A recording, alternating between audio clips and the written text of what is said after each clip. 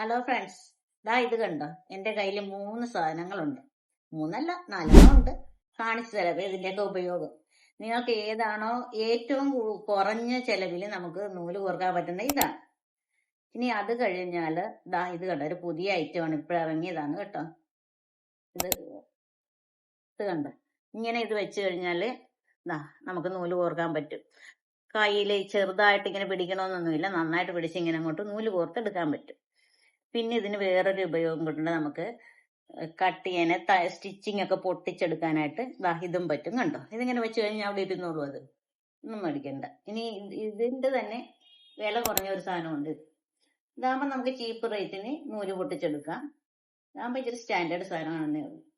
ഇനി ഇതിന് എല്ലാത്തിനും ഏറ്റവും നല്ല ഉപയോഗമുള്ള സാധനം ഇത് തന്നെയാണ് കേട്ടോ.